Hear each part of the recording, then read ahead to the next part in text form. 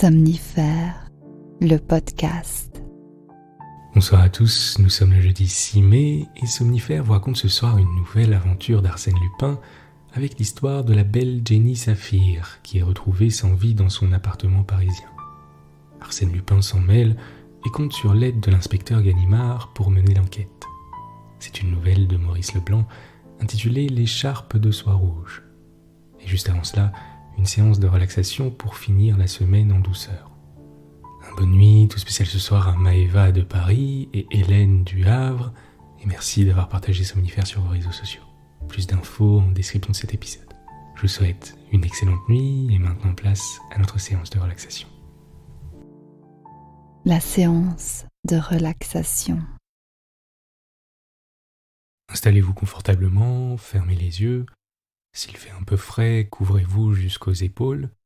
Et lorsque vous êtes prêt, prenez une grande inspiration par le nez et laissez tout le stress de votre journée s'échapper à l'expire.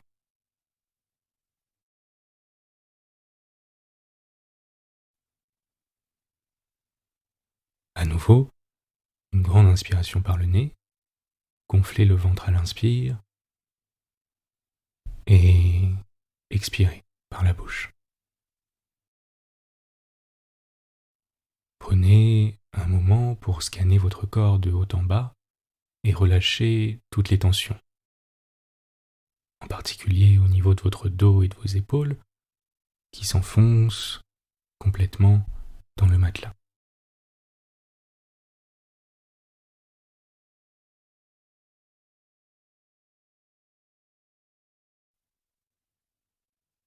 À présent, observez les appuis de votre corps contre le matelas, tout en concentrant votre attention sur votre respiration qui devient calme et sereine.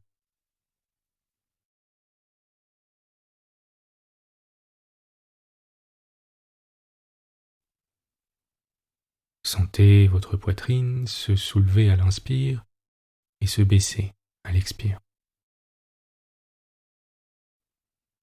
Portez maintenant votre attention sur les orteils de votre pied droit, alors que vos pieds et vos chevilles sont complètement relâchés. Et sentez des mains les masser un par un, délicatement. D'abord votre gros orteil droit, puis le second, le troisième, le quatrième, et enfin le petit orteil.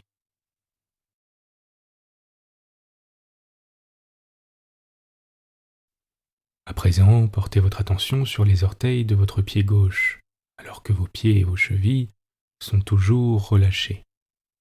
Et sentez des mains les masser un par un à leur tour, en douceur.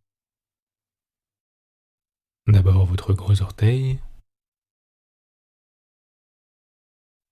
puis le second,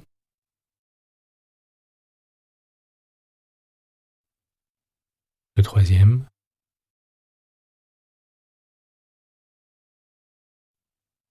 le quatrième,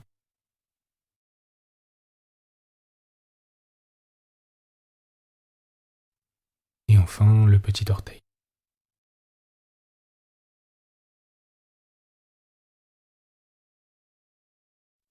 Ces mains, qui peuvent être les vôtres ou celles de quelqu'un d'autre, peut-être des mains d'homme ou alors des mains de femme, commencent à présent à vous masser la plante des pieds, de haut en bas, de bas en haut, puis de gauche à droite, en dessinant des petits cercles et en appliquant des pressions légères et agréables.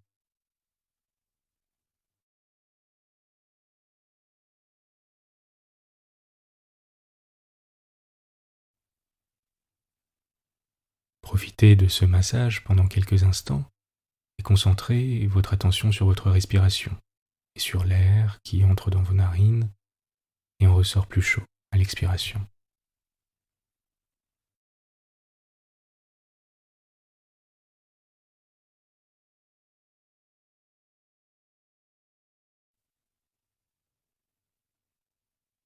Les mains montent lentement au niveau de vos chevilles et de vos mollets, et continue de vous masser agréablement.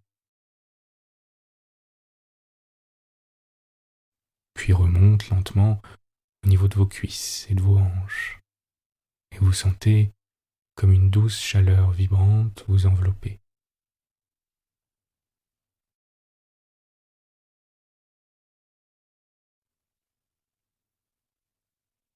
Quand vous êtes prêt, prenez une profonde inspiration par le nez, gonflez vos poumons et votre ventre simultanément, et expirez toutes les tensions et les émotions indésirables, alors que vous sentez votre corps s'enfoncer davantage dans le matelas.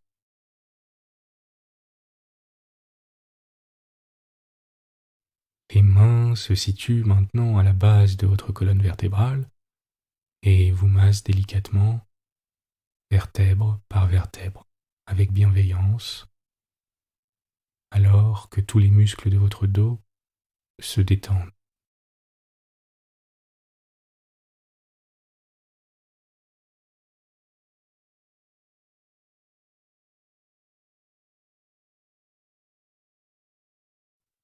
Les mains sont maintenant au niveau du haut de votre dos et s'attardent sur vos trapèzes, qui ont accumulé beaucoup de tension, en appliquant des pressions agréables, alors que la détente commence à irradier votre dos.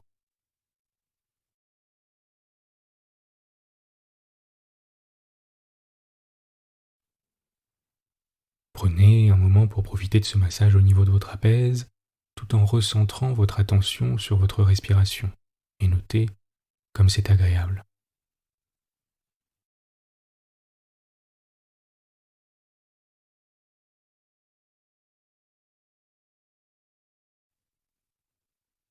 Les mains glissent à présent au niveau de vos épaules et de votre nuque. L'une vient se placer sur votre épaule gauche, l'autre sur votre épaule droite, et vous masse en même temps de haut en bas, puis de gauche à droite, puis en faisant des petits cercles.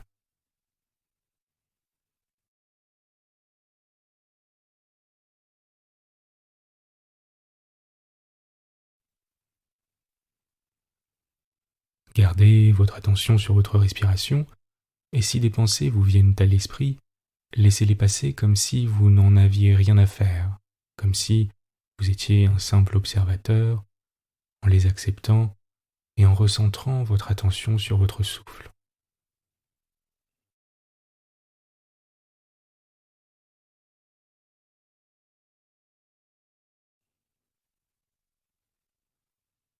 Les mains remontent le long de votre nuque jusqu'à votre cuir chevelu, qu'elles se mettent à masser doucement, alors que votre visage et votre mâchoire sont complètement relâchés.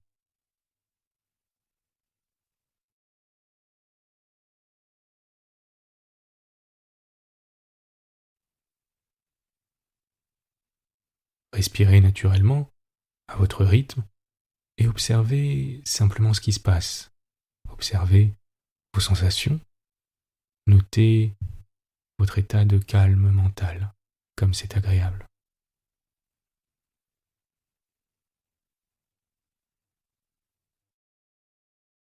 Pendant quelques instants, ne faites rien d'autre que de concentrer votre attention sur votre respiration.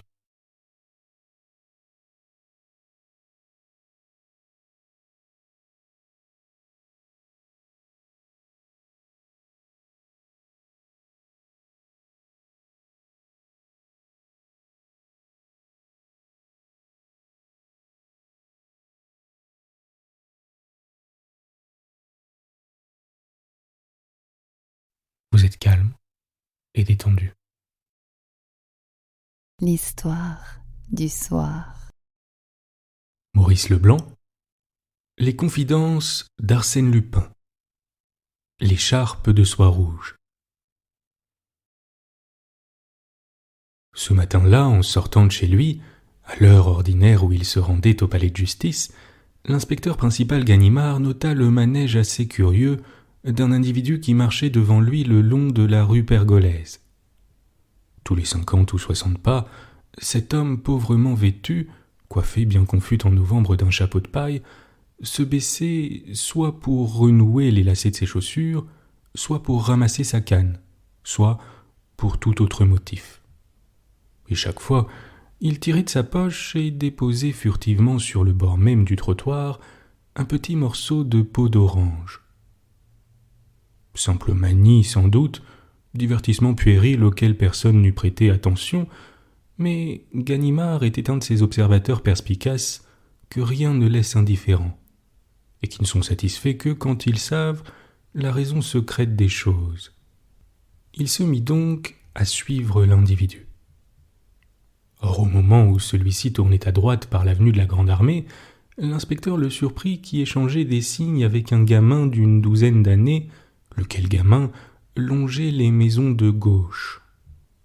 20 mètres plus loin, l'individu se baissa et releva le bas de son pantalon.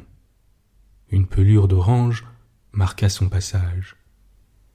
À cet instant même, le gamin s'arrêta et, à l'aide d'un morceau de craie, traça sur la maison qu'il côtoyait une croix blanche entourée d'un cercle. Les deux personnages continuèrent leur promenade. Une minute après, nouvelle halte. L'inconnu ramassa une épingle et laissa tomber une peau d'orange, et aussitôt, le gamin dessina sur le mur une seconde croix qu'il inscrivit également dans un cercle blanc. Sapristi, pensa l'inspecteur principal avec un grognement d'aise. Voilà qui promet. Que diable peuvent comploter ces deux clients-là? Les deux clients descendirent par l'avenue Friedland et par le faubourg Saint-Honoré, sans que d'ailleurs il se produisît un fait digne d'être retenu. À intervalles presque réguliers, la double opération recommençait, pour ainsi dire, mécaniquement. Cependant, il était visible d'une part que l'homme aux pelures d'orange n'accomplissait sa besogne qu'après avoir choisi la maison qu'il fallait marquer, et d'autre part, que le gamin ne marquait cette maison qu'après avoir observé le signal de son compagnon. L'accord était donc certain, et la manœuvre surprise présentait un intérêt considérable aux yeux de l'inspecteur principal. Place Beauvau, l'homme hésita. Puis, semblant se décider, il releva et rabattit 2 fois le bas de son pantalon. Alors le gamin s'assit sur le bord du trottoir, en face du soldat qui montait la garde au ministère de l'Intérieur, et il marqua la pierre de 2 petites croix et de 2 cercles. À hauteur de l'Élysée, même cérémonie. Seulement sur le trottoir où cheminait le factionnaire de la présidence, il y eut 3 signes au lieu de 2. « Qu'est-ce que ça veut dire ?» murmura Ganimard, pâle d'émotion, et qui malgré lui pensait à son éternel ennemi Lupin, comme il y pensait chaque fois que s'offrait une circonstance mystérieuse. Qu'est-ce que ça veut dire? Pour un peu, il eut empoigné et interrogé les 2 clients. Mais il était trop habile pour commettre une pareille bêtise. D'ailleurs, l'homme aux peaux d'orange avait allumé une cigarette, et le gamin, muni également d'un bout de cigarette, s'était approché de lui dans le but apparent de lui demander du feu. Ils échangèrent quelques paroles. Rapidement, le gamin tendit à son compagnon un objet qui avait, du moins l'inspecteur le crut, la forme d'un revolver dans sa gaine. Ils se penchèrent ensemble sur cet objet, et 6 fois l'homme tourné vers le mur porta la main à sa poche et fit un geste comme s'il eût chargé une arme.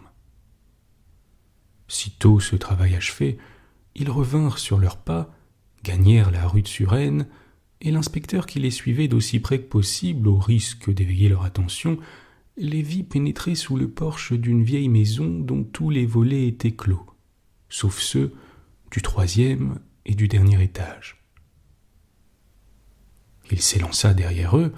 À l'extrémité de la porte cochère, il avisa au fond d'une grande cour l'enseigne d'un peintre en bâtiment et sur la gauche la cage d'un escalier. Il monta, et dès le premier étage, sa hâte fut d'autant plus grande qu'il entendit tout en haut un vacarme, comme des coups que l'on frappe. Quand il arriva au dernier palier, la porte était ouverte.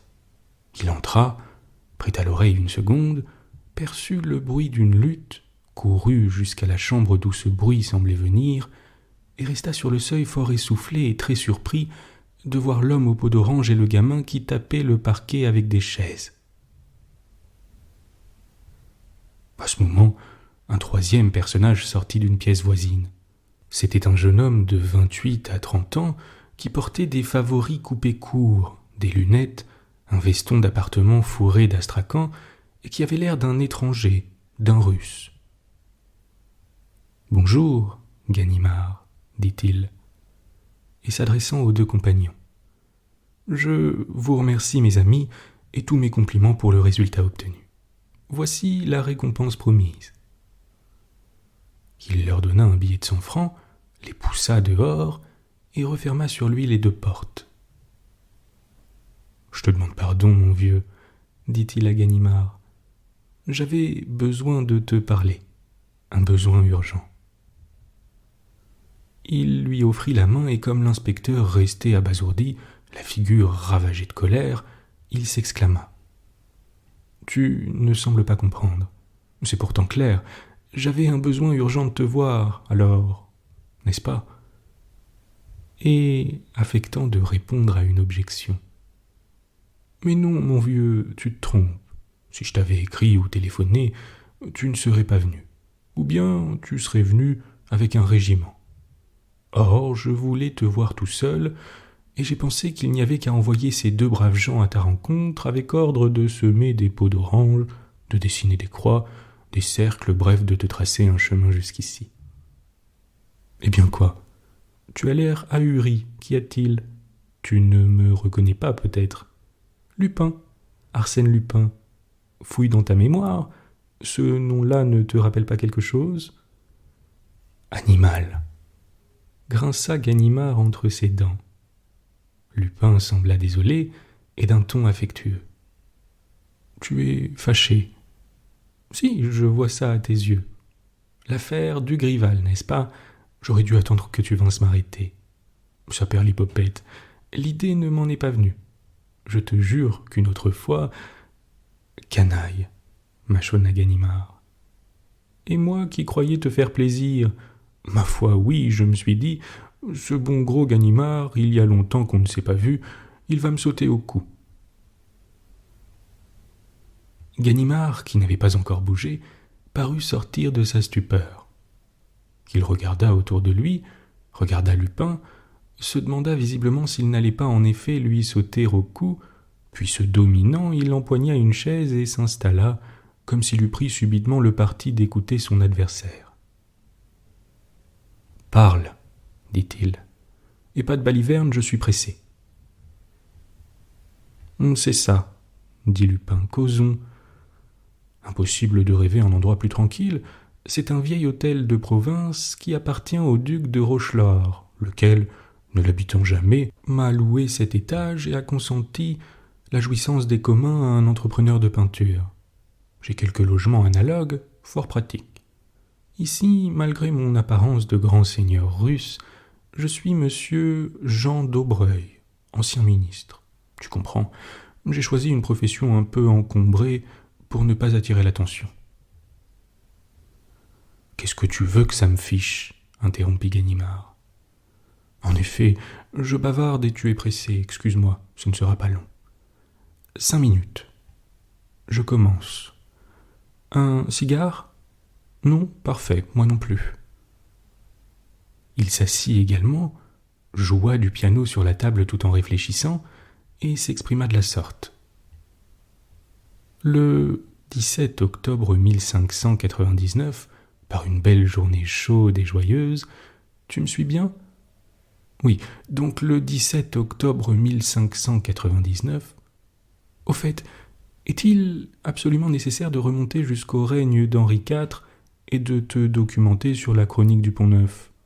Non, tu ne dois pas être ferré en histoire de France et je risque de te brouiller les idées. Qu'il te suffise donc de savoir que cette nuit, vers 1h du matin, un batelier qui passait sous la dernière arche de ce même Pont-Neuf, côté rive gauche, entendit tomber à l'avant de sa péniche une chose qu'on avait lancée du haut du pont et qui était visiblement destinée aux profondeurs de la Seine. Son chien se précipita en aboyant, et quand le batelier parvint à l'extrémité de sa péniche, il vit que sa bête secouait avec sa gueule un morceau de journal qui avait servi à envelopper divers objets. Il recueillit ceux de ces objets qui n'étaient pas tombés à l'eau, et rentré dans sa cabine, les examina. L'examen lui parut intéressant, et comme cet homme est en relation avec un de mes amis, il me fit prévenir. Et ce matin, on me réveillait pour me mettre au courant de l'affaire et en possession des objets recueillis. Les voici. Il les montra rangés sur une table. Il y avait d'abord les bribes déchirées d'un numéro de journal. Il y avait ensuite un gros encrier de cristal au couvercle duquel était attaché un long bout de ficelle. Il y avait un petit éclat de verre, puis une sorte de cartonnage flexible réduit en chiffon. Et il y avait enfin un morceau de soie rouge écarlate, terminé par un gland de même étoffe et de même couleur. « Tu vois nos pièces à conviction, mon bon ami, » reprit Lupin. « Certes, le problème à résoudre serait plus facile si nous avions les autres objets que la stupidité du chien a dispersés. Mais il me semble cependant qu'on peut s'en tirer avec un peu de réflexion et d'intelligence. Et ce sont là précisément tes qualités maîtresses. Qu'en dis-tu » Ganimard ne broncha pas, il consentait à subir les bavardages de Lupin, mais sa dignité lui commandait de n'y répondre ni par un seul mot, ni par un hochement de tête qui pût passer pour une approbation ou une critique. « Je vois que nous sommes entièrement du même avis, » continua Lupin, sans paraître remarquer le silence de l'inspecteur principal. « Et je résume ainsi en une phrase définitive l'affaire telle que la racontent ces pièces à conviction. Hier soir, entre 9h et minuit, une demoiselle d'allure excentrique fut blessée à coups de couteau, puis serrée à la gorge jusqu'à ce que mort s'ensuivît, par un monsieur bien habillé, portant monocle, appartenant au monde des courses, et avec lequel la dite demoiselle venait de manger 3 meringues et un éclair au café. Lupin alluma une cigarette et saisissant la manche de Ganimard. « Hein, ça t'embouche un coin, inspecteur principal. Tu t'imaginais que dans le domaine des déductions policières, de pareils tours de force étaient interdits aux profanes. Erreur, monsieur. Lupin jongle avec les déductions comme un détective de roman. Mes preuves, aveuglantes et enfantines. » Et il reprit en désignant les objets au fur et à mesure de sa démonstration. Ainsi donc, hier soir après 9h, ce fragment de journal porte la date d'hier et la mention journal du soir. En outre, tu peux voir ici collée au papier une parcelle de ces bandes jaunes sous lesquelles on envoie les numéros d'abonnés, numéros qui n'arrivent à domicile qu'au courrier de 9h. Donc, après 9h, un monsieur bien habillé, veuille bien noter que ce petit éclat de verre présente sur un des bords le trou d'un monocle, et que le monocle est un ustensile essentiellement aristocratique. Un monsieur bien habillé est entré dans une pâtisserie. Voici le cartonnage très mince en forme de boîte où l'on voit encore un peu de la crème des meringues et de l'éclair qu'on y rangea selon l'habitude. Muni de son paquet, le monsieur au monocle rejoignit une jeune personne, dont cette écharpe de soie rouge écarlate indique suffisamment les allures excentriques. L'ayant rejointe, et pour des motifs encore inconnus, il la frappa d'abord à coups de couteau, puis l'étrangla à l'aide de cette écharpe de soie. Prends ta loupe, inspecteur principal, et tu verras sur la soie des marques d'un rouge plus foncé qui sont ici les marques d'un couteau que l'on essuie, et là, celle d'une main sanglante qui se cramponne à une étoffe. Son crime commis, et afin de ne laisser aucune trace derrière lui, il sort de sa poche, premièrement le journal auquel il est abonné, et qui, parcourt ce fragment, est un journal de course dont il te sera facile de connaître le titre. Deuxièmement, une corde qui se trouve être une corde à fouet. Et ces deux détails te prouvent, n'est-ce pas, que notre homme s'intéresse aux courses et s'occupe lui-même de cheval. Ensuite, il recueille les débris de son monocle dont le cordon s'est cassé pendant la lutte. Il coupe avec des ciseaux, examine les hachures des ciseaux. Il coupe la partie maculée de l'écharpe, laissant l'autre sans doute aux mains crispées de la victime. Il fait une boule avec le cartonnage du pâtissier. Il dépose aussi certains objets dénonciateurs qui depuis ont dû glisser dans la Seine, comme le couteau. Il enveloppe le tout avec un journal, ficelle et attache pour faire poids cet encrier de cristal. Puis il décampe. Un instant plus tard, le parquet tombe sur la péniche du marinier. Et voilà. Ouf, j'en ai chaud. Que dis-tu de l'aventure ? Il observa Ganimard pour se rendre compte de l'effet que son discours avait produit sur l'inspecteur. Ganimard ne se départit pas de son mutisme. Lupin se mit à rire. « Au fond, tu es estomaqué, mais tu te méfies. Pourquoi ce diable de Lupin me passe-t-il cette affaire au lieu de la garder pour lui, de courir après l'assassin et de le dépouiller s'il y a eu vol ? Évidemment, la question est logique, mais il y a un mais. Je n'ai pas le temps. À l'heure actuelle, je suis débordé de besogne. Un cambriolage à Londres, un autre à Lausanne, une substitution d'enfants à Marseille, le sauvetage d'une jeune fille autour de qui rôde la mort, tout me tombe à la fois sur les bras. Alors je me suis dit, si je passais l'affaire à ce bon Ganimard. Maintenant qu'elle est à moitié débrouillée, il est bien capable de réussir. Et quel service je lui rends comme il va pouvoir se distinguer. Aussitôt dit, aussitôt fait. À 8h du matin, j'expédiai à ta rencontre le type au pot d'orange. Tu mordais à l'hameçon, et à 9h, tu arrivais ici tout frétillant. Lupin s'était levé. Il se baissa un peu vers l'inspecteur et lui dit les yeux dans les yeux. Un point c'est tout, l'histoire est finie. Tantôt, probablement, tu connaîtras la victime, quelques danseuses de ballet, quelques chanteuses de café-concert. D'autre part, il y a des chances pour que le coupable habite aux environs du Pont-Neuf, et plutôt sur la rive gauche. Enfin, voici toutes les pièces à conviction, je t'en fais cadeau. Travaille. Je ne garde que ce bout d'écharpe. Si tu as besoin de reconstituer l'écharpe tout entière, apporte-moi l'autre bout, celui que la justice recueillera au cou de la victime. Apporte-le-moi dans 1 mois, jour pour jour, c'est-à-dire le 28 décembre prochain à 10h. Tu es sûr de me trouver, et sois sans crainte, tout cela est sérieux, mon bon ami, je te le jure.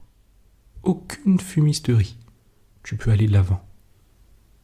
Ah, à propos, un détail qui a son importance.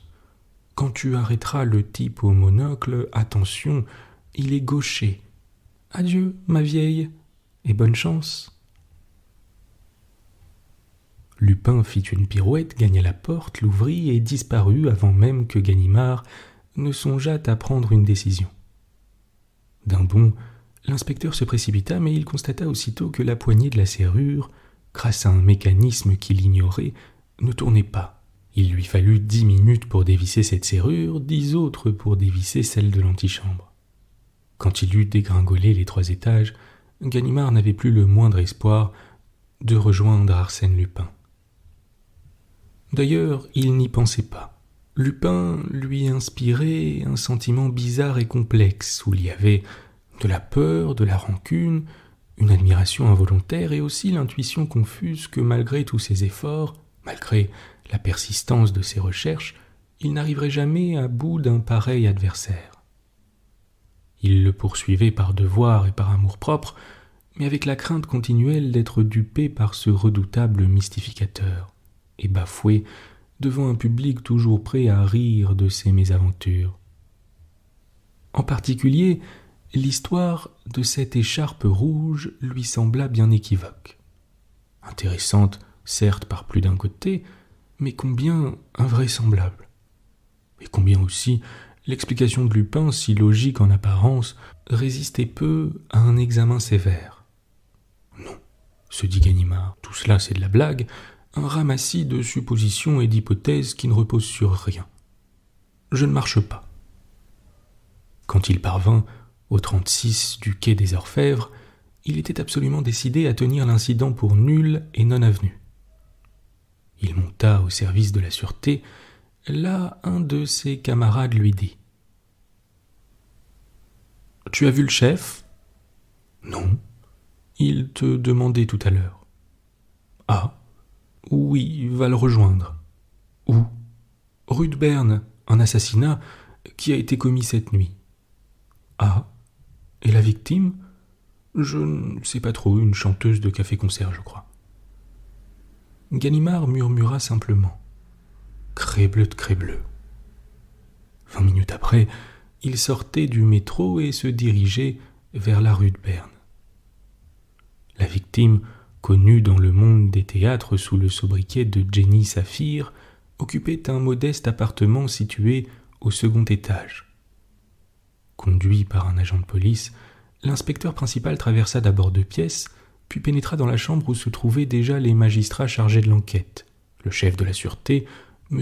Dudouis, et un médecin légiste. Au premier coup d'œil, Ganimard tressaillit. Il avait aperçu couché sur le divan le cadavre d'une jeune femme dont les mains se crispaient à un lambeau de soie rouge. L'épaule, qui apparaissait hors du corsage échancré, portait la marque de 2 blessures autour desquelles le sang s'était figé. La face convulsée, presque noire, gardait une expression d'épouvante folle. Le médecin légiste qui venait de terminer son examen prononça « Mes premières conclusions sont très nettes. La victime a d'abord été frappée de 2 coups de poignard, puis étranglée. La mort par asphyxie est visible. » Crébleu de crébleu, pensa de nouveau Ganimard, qui se rappelait les paroles de Lupin, son évocation du crime. Le juge d'instruction objecta. « Cependant, le coup n'offre point d'ecchymose. La strangulation, déclara le médecin, a pu être pratiquée à l'aide de cette écharpe de soie que la victime portait, et dont il reste le morceau auquel elle s'était cramponnée des 2 mains pour se défendre. »« Mais pourquoi, dit le juge, ne reste-t-il que ce morceau? Qu'est devenu l'autre ? » L'autre, maculé de sang peut-être, aura été emporté par l'assassin. On distingue très bien le déchiquetage hâtif des ciseaux. « Crébleu de crébleu !» répéta Ganimard entre ses dents pour la 3e fois. « Cet animal de Lupin a tout vu sans être là. »« Et le motif du crime ?» demanda le juge. « Les serrures ont été fracturées, les armoires bouleversées. Avez-vous quelques renseignements, monsieur Dudouis ?» Le chef de la sûreté répliqua. « Je puis tout au moins avancer une hypothèse qui résulte des déclarations de la bonne. La victime, dont le talent de chanteuse était médiocre, mais que l'on connaissait pour sa beauté, a fait il y a 2 ans un voyage en Russie d'où elle est revenue avec un magnifique saphir que lui avait donné, paraît-il, un personnage de la cour. Jenny Saphir, comme on appelait la jeune femme depuis ce jour, était très fière de ce cadeau, bien que, par prudence, elle ne le portât pas. N'est-il pas à supposer que le vol du saphir fut la cause du crime ? Mais la femme de chambre connaissait-elle l'endroit où se trouvait la pierre ? Non, personne ne le connaissait, et le désordre de cette pièce tendrait à prouver que l'assassin l'ignorait également. « Nous allons interroger la femme de chambre », prononça le juge d'instruction.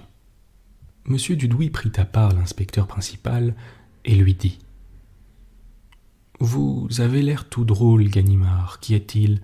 Est-ce que vous soupçonnez quelque chose ?»« Rien du tout, chef. » « Tant pis. Nous avons besoin d'un coup d'éclat à la sûreté. Voilà plusieurs crimes de ce genre dont l'auteur n'a pu être découvert. Cette fois-ci, il nous faut le coupable et rapidement. »« Difficile, chef. »« Il le faut. Écoutez-moi, Ganimard. D'après la femme de chambre, Jenny Saphir, qui avait une vie très régulière, recevait fréquemment depuis 1 mois à son retour du théâtre, c'est-à-dire vers 19h30, un individu qui restait environ jusqu'à minuit. C'est un homme du monde, prétendait Jenny Saphir. Il veut m'épouser. Cet homme du monde prenait d'ailleurs toutes les précautions pour ne pas être vu, relevant le col de son vêtement et rabattant les bords de son chapeau quand il passait devant la loge de la concierge. Et Jenny Saphir, avant même qu'il n'arrivât, éloignait toujours sa femme de chambre. C'est cet individu qu'il s'agit de retrouver. Il n'a laissé aucune trace, aucune. Il est évident que nous sommes en présence d'un gaillard très fort qui a préparé son crime et qui l'a exécuté avec toutes les chances possibles d'impunité. Son arrestation nous fera grand honneur. Je compte sur vous, Ganimard. « Vous comptez sur moi, chef, » répondit l'inspecteur. « Eh bien, on verra. Je ne dis pas non, seulement... » Il semblait très nerveux et son agitation frappa M. Dudouis. « Seulement, » poursuivit Ganimard, « seulement, je vous jure... » « Vous entendez, chef, je vous jure... » »« Vous me jurez quoi ?»« Rien, on verra ça, chef, on verra. » Ce n'est qu'au dehors, une fois seul, que Ganimard acheva sa phrase. Et il l'acheva tout haut, en frappant du pied avec l'accent de la colère la plus vive. « Seulement, je jure devant Dieu que l'arrestation se fera par mes propres moyens, et sans que j'emploie un seul des renseignements que m'a fournis ce misérable. » Pestant contre Lupin, furieux d'être mêlé à cette affaire et résolu cependant à la débrouiller, il se promena au hasard des rues. Le cerveau tumultueux, il cherchait à mettre un peu d'ordre dans ses idées et à découvrir parmi les faits épars un petit détail inaperçu de tous, non soupçonné de Lupin, qui put le conduire au succès. Il déjeuna rapidement chez un marchand de vin, puis reprit sa promenade et tout à coup s'arrêta, stupéfié, confondu. Il pénétrait sous le porche de la rue de Suresnes, dans la maison même où Lupin l'avait attiré quelques heures auparavant. Une force plus puissante que sa volonté l'y conduisait de nouveau. La solution du problème était là. Là se trouvaient tous les éléments de la vérité. Quoi qu'il fît, les assertions de Lupin étaient si exactes, ses calculs si justes, que troublé jusqu'au fond de l'être par une divination aussi prodigieuse, il ne pouvait que reprendre l'œuvre au point où son ennemi l'avait laissée. Sans plus de résistance, il monta les 3 étages, l'appartement était ouvert. Personne n'avait touché aux pièces à conviction, il les empocha. Dès lors, il raisonna et il agit pour ainsi dire mécaniquement, sous les impulsions du maître auquel il ne pouvait pas ne pas obéir. En admettant que l'inconnu habitât aux environs du Pont-Neuf, il fallait découvrir sur le chemin qui mène de ce pont à la rue de Berne l'importante pâtisserie ouverte le soir où les gâteaux avaient été achetés. Les recherches ne furent pas longues. Près de la gare Saint-Lazare, un pâtissier lui montra de petites boîtes en carton identiques comme matière et comme forme à celles que Ganimard possédait. En outre, une des vendeuses se rappelait avoir servi la veille au soir un monsieur engoncé dans son col de fourrure, mais dont elle avait aperçu le monocle. « Voilà contrôlé un premier indice, » pensa l'inspecteur. « Notre homme porte bien un monocle. » Il réunit ensuite les fragments du journal de course et les soumit à un marchand de journaux qui reconnut aisément le Turf illustré. Aussitôt, il se rendit au bureau du Turf et demanda la liste des abonnés. Sur cette liste, il releva les noms et adresses de tous ceux qui demeuraient dans les parages du Pont-Neuf et principalement, puisque Lupin l'avait dit, sur la rive gauche du fleuve. Il retourna ensuite à la sûreté, recruta une demi-douzaine d'hommes et les expédia avec les instructions nécessaires. À 7 heures du soir, le dernier de ces hommes revint et lui annonça la bonne nouvelle. Un monsieur Prévailles, abonné au Turf, habitait un entresol sur le quai des Augustins. La veille au soir, il sortait de chez lui vêtu d'une pelisse de fourrure, recevait des mains de la concierge sa correspondance et son journal, le Turf illustré, s'éloignait et rentrait vers minuit. Ce monsieur Prévailles portait un monocle. C'était un habitué des courses et lui-même possédait plusieurs chevaux qu'il montait ou mettait en location. L'enquête avait été si rapide, les résultats étaient si conformes aux prédictions de Lupin, que Ganimard se sentit bouleversé en écoutant le rapport de l'agent. Une fois de plus, il mesurait l'étendue prodigieuse des ressources dont Lupin disposait. Jamais, au cours de sa vie déjà longue, il n'avait rencontré une telle clairvoyance, un esprit aussi aigu et aussi prompt. Il alla trouver M. Dudouis. « Tout est prêt, chef. Vous avez un mandat ? » « Hein ? Je dis que tout est prêt pour l'arrestation, chef. »« Vous savez qui est l'assassin de Jenny Saphir ? » ?»« Oui. »« Mais comment ? Expliquez-vous. » Ganimard éprouva quelques scrupules, rougit un peu, et cependant répondit. « Un hasard, chef. L'assassin a jeté dans la Seine tout ce qui pouvait le compromettre. Une partie du paquet a été recueillie et me fut remise. »« Par qui ? » ?»« Un batelier qui n'a pas voulu dire son nom craignant les représailles. Mais j'avais tous les indices nécessaires. La besogne était facile. » Et l'inspecteur raconta comment il avait procédé. « Mais vous appelez cela un hasard ?» s'écria M. Dudouis. « Et vous dites que la besogne était facile. Mais c'est une de vos plus belles campagnes. Menez-la jusqu'au bout vous-même, mon cher Ganimard, et soyez prudent. » Ganimard avait hâte d'en finir. Il se rendit au quai des Augustins avec ses hommes qu'il répartit autour de la maison. La concierge, interrogée, déclara que son locataire prenait ses repas dehors, mais qu'il passait régulièrement chez lui après son dîner. De fait, un peu avant 9 heures, penchée à sa fenêtre, elle avertit Ganimard qui donna aussitôt un léger coup de sifflet. Un monsieur en chapeau haute forme, enveloppé dans sa pelisse de fourrure, suivait le trottoir qui longe la Seine. Il traversa la chaussée et se dirigea vers la maison. Ganimard s'avança. « Vous êtes bien monsieur Prévailles ? » ?»« Oui, mais vous-même ? » ?»« Je suis chargé d'une mission. » Il n'eut pas le temps d'achever sa phrase.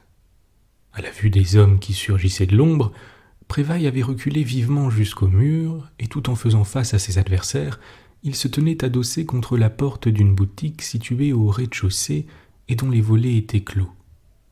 « Arrière !» cria-t-il.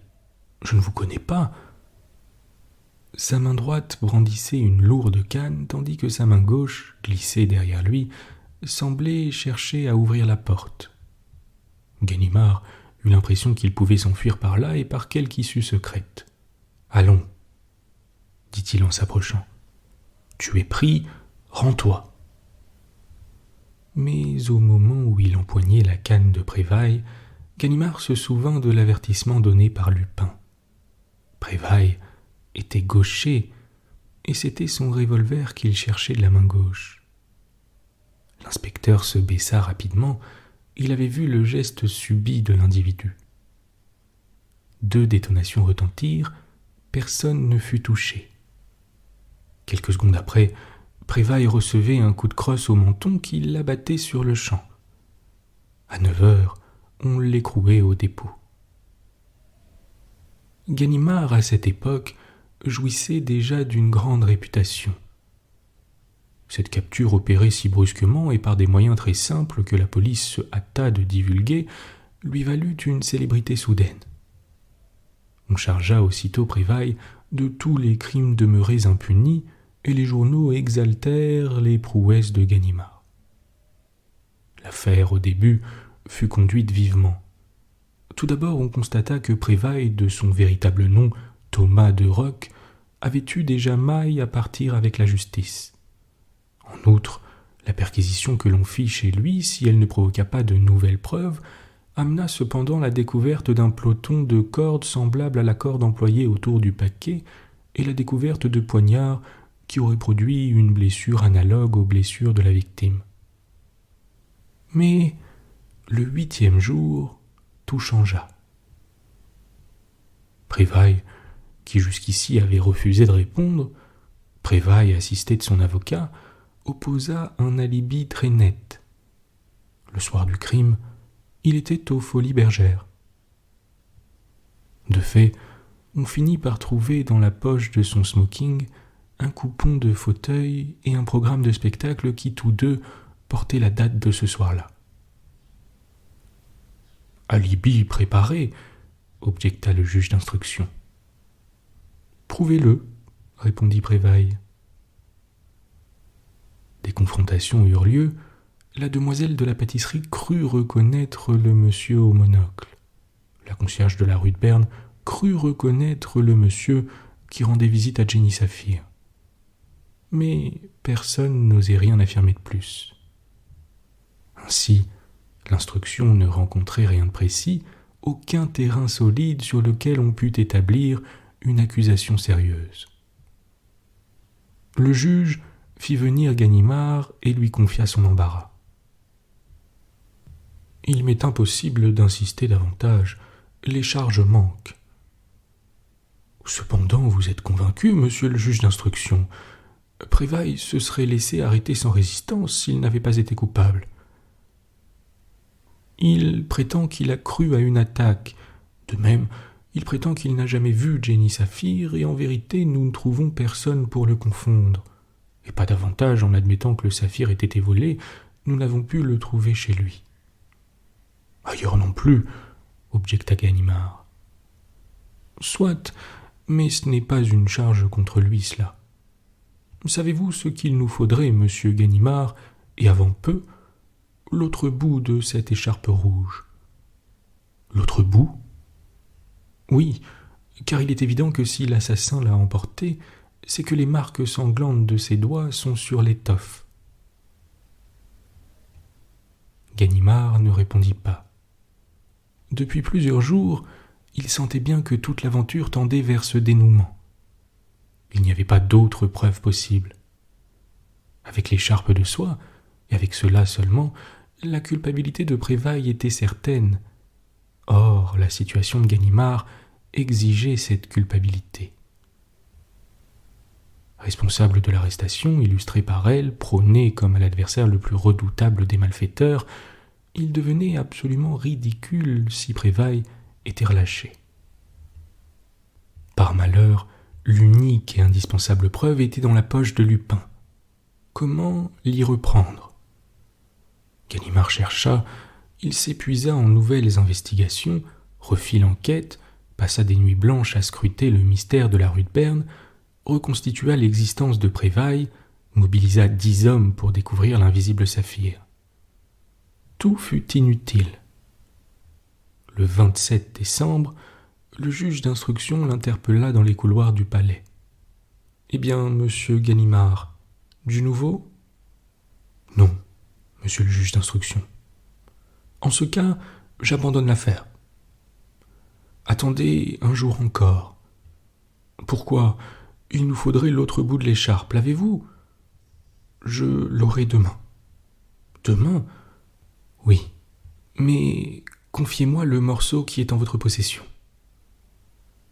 Moyennant quoi ? » ?»« Moyennant que je vous promets de reconstituer l'écharpe complète. » »« Entendu. » Ganimard entra dans le cabinet du juge. Il en sortit avec le lambeau de soie. « Crénom de bon sang, j'irai la chercher, la preuve, et je l'aurai, si toutefois M. Lupin ose venir au rendez-vous. » Au fond, il ne doutait pas que M. Lupin n'eût cette audace, et c'était ce qui, précisément, l'agaçait. Pourquoi Lupin le voulait-il, ce rendez-vous ? Quel but poursuivait-il en l'occurrence ? Inquiet, la rage au cœur, plein de haine, il résolut de prendre toutes les précautions nécessaires, non seulement pour ne pas tomber dans un guet-apens, mais pour ne pas manquer, puisque l'occasion s'en présentait, de prendre son ennemi au piège. Et le lendemain, qui était le 28 décembre, jour fixé par Lupin, après avoir étudié toute la nuit le vieil hôtel de la rue de Suresnes et s'être convaincu qu'il n'y avait d'autre issue que la grande porte, après avoir prévenu ses hommes qu'il allait accomplir une expédition dangereuse, c'est avec eux qu'il arriva sur le champ de bataille. Il les posta dans un café. La consigne était formelle. s'il apparaissait à l'une des fenêtres du 3e étage, ou s'il ne revenait pas au bout d'une heure, les agents devaient envahir la maison et arrêter quiconque essaierait d'en sortir. L'inspecteur principal s'assura que son revolver fonctionnait bien et qu'il pourrait le tirer facilement de sa poche, et il monta. Il fut assez surpris de revoir les choses comme il les avait laissées, c'est-à-dire les portes ouvertes et les serrures fracturées. Ayant constaté que les fenêtres de la chambre principale donnaient bien sur la rue, il visita les 3 autres pièces qui constituaient l'appartement. Il n'y avait personne. « Monsieur Lupin a eu peur, » murmura-t-il, non sans une certaine satisfaction. « T'es bête, » dit une voix derrière lui. S'étant retourné, il vit sur le seuil un vieil ouvrier en longue blouse de peintre. « Ne cherche pas, » dit l'homme. « C'est moi, Lupin. Je travaille depuis ce matin chez l'entrepreneur de peinture. En ce moment, c'est l'heure du repas.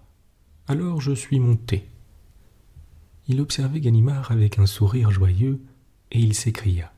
« Vrai, c'est une satanée minute que je te dois là, mon vieux. Je la vendrai pas pour 10 ans de ta vie, et cependant, je t'aime bien. Qu'en penses-tu, l'artiste ? Est-ce combiné, prévu ? Prévu depuis A jusqu'à Z ? Je l'ai-tu comprise, l'affaire ? Je l'ai-tu pénétré, le mystère de l'écharpe ? Je ne te dis pas qu'il n'y avait pas des trous dans mon argumentation, des mailles qui manquaient à la chaîne, mais quel chef-d'œuvre d'intelligence ! Quelle reconstitution, Ganimard ! Quelle intuition de tout ce qui avait eu lieu et de tout ce qui allait avoir lieu depuis la découverte du crime jusqu'à ton arrivée ici en quête d'une preuve. Quelle divination vraiment merveilleuse. Tu as l'écharpe ? La moitié, oui. Tu as l'autre ? La voici. Confrontons. Ils étalèrent les 2 morceaux de soie sur la table. Les échancrures faites par les ciseaux correspondaient exactement. En outre, les couleurs étaient identiques. « Mais je suppose, dit Lupin, que tu n'es pas venu seulement pour cela. Ce qui t'intéresse, c'est de voir les marques du sang. Suis-moi, Ganimard.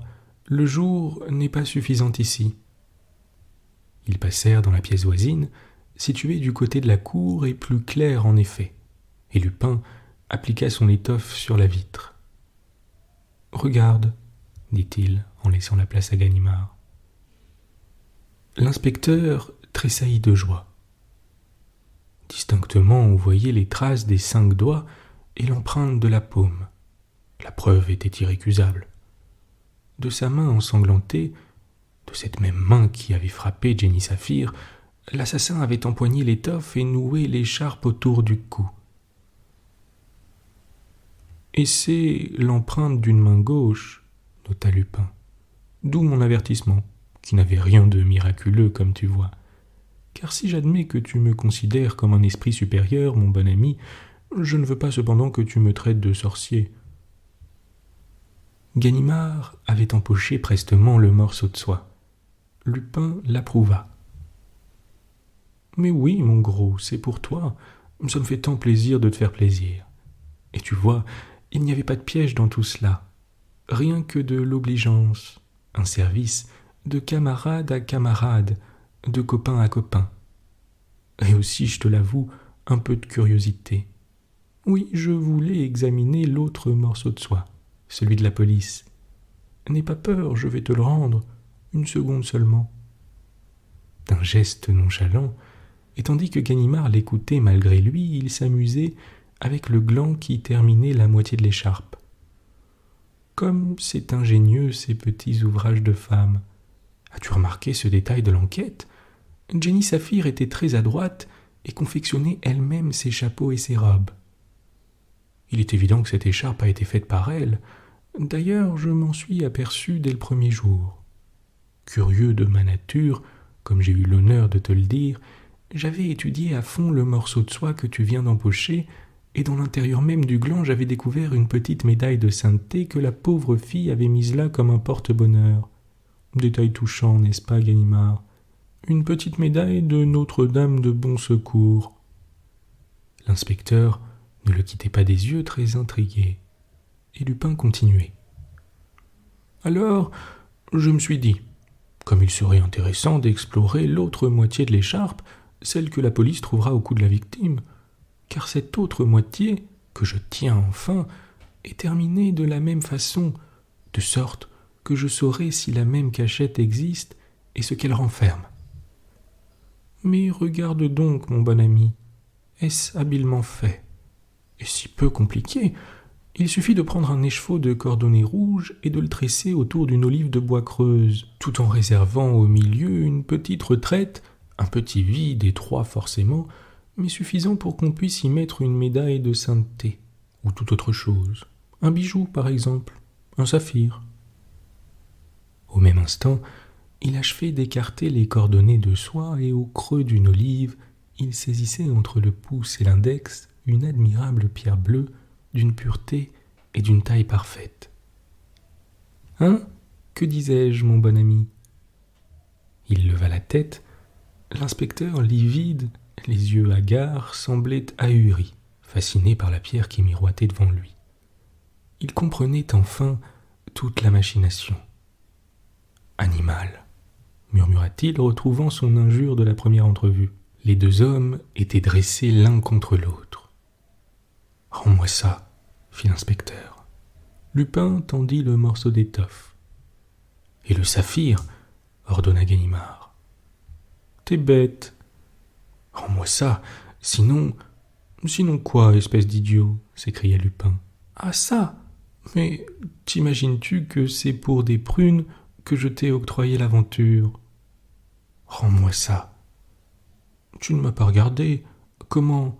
Voilà 4 semaines que je te fais marcher comme un daim, et tu voudrais... Voyons, Ganimard, un petit effort, mon gros. Comprends que, depuis 4 semaines, tu n'es que le bon caniche.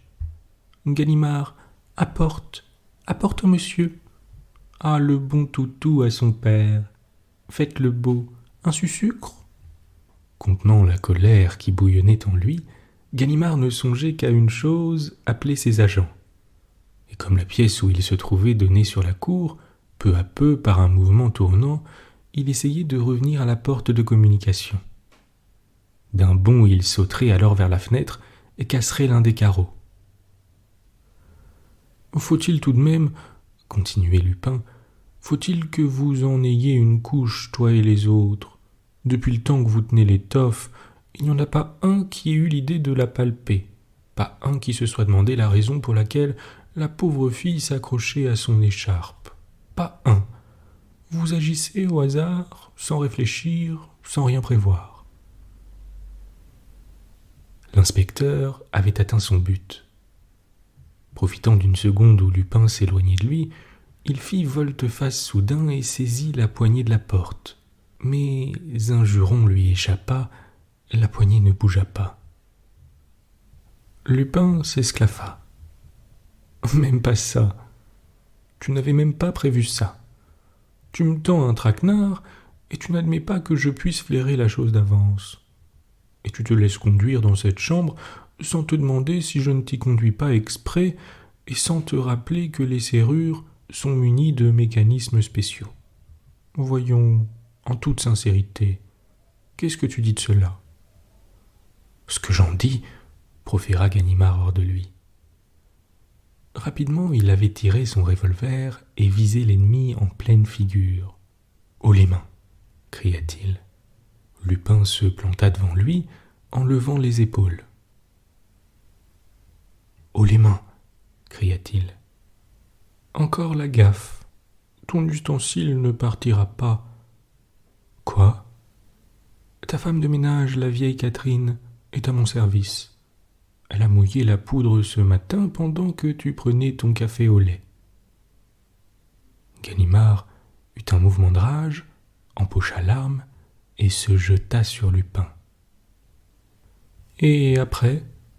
fit celui-ci en l'arrêtant net d'un coup de pied sur la jambe. Leurs vêtements se touchaient presque, leurs regards se provoquaient comme les regards de 2 adversaires qui vont en venir aux mains. Pourtant, il n'y eut pas de combat. Le souvenir des luttes précédentes rendait la lutte inutile. et Ganimard, qui se rappelait toutes les défaites passées, ses vaines attaques, les ripostes foudroyantes de Lupin, ne bougeait pas. Il n'y avait rien à faire, il le sentait. Lupin disposait des forces contre lesquelles toute force individuelle se brisait. Alors, à quoi bon ? « N'est-ce pas ?» prononça Lupin d'une voix amicale. « Il vaut mieux en rester là. D'ailleurs, mon bon ami, réfléchis bien à tout ce que l'aventure t'a apporté. La gloire, la certitude d'un avancement prochain, et grâce à cela la perspective d'une heureuse vieillesse. Tu ne voudrais pas cependant y ajouter la découverte du saphir et la tête de ce pauvre Lupin. Ce ne serait pas juste. Sans compter que ce pauvre Lupin t'a sauvé la vie. Mais oui, monsieur, qui donc vous avertissait ici même que Prévailles était gaucher? Et c'est comme ça que tu me remercies? Pas chic, Ganimard. Vraiment, tu me fais de la peine. » Tout en bavardant, Lupin avait accompli le même manège que Ganimard et s'était approché de la porte. Ganimard comprit que l'ennemi allait lui échapper. Oubliant toute prudence, il voulut lui barrer la route et reçut dans l'estomac un formidable coup de tête qui l'envoya rouler jusqu'à l'autre mur. En 3 gestes, Lupin fit jouer un ressort, tourna la poignée, entr'ouvrit le battant et s'esquiva en éclatant de rire. Lorsque Ganimard, 20 minutes après, réussit à rejoindre ses hommes, l'un de ceux-ci lui dit : « Il y a un ouvrier peintre qui est sorti de la maison, comme ses camarades rentraient de déjeuner, et qui m'a remis une lettre. Vous donnerez ça à votre patron, qu'il m'a dit. » Quel patron, que j'ai répondu. Il était loin déjà, je suppose donc que c'est pour vous. Donne. Ganimard décacheta la lettre, elle était griffonnée en hâte au crayon et contenait ces mots. Ceci, mon bon ami, pour te mettre en garde contre une excessive crédulité. Quand un quidam te dit que les cartouches de ton revolver sont mouillées, si grande que soit ta confiance en ce quidam, se nomma-t-il Arsène Lupin, ne te laisse pas monter le coup. Tire d'abord, et si le quidam fait une pirouette dans l'éternité, tu auras la preuve, premièrement, que les cartouches n'étaient pas mouillées, et deuxièmement, que la vieille Catherine est la plus honnête des femmes de ménage.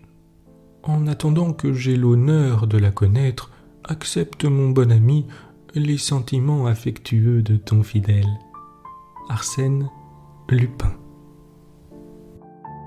Bonne nuit. Bonne nuit.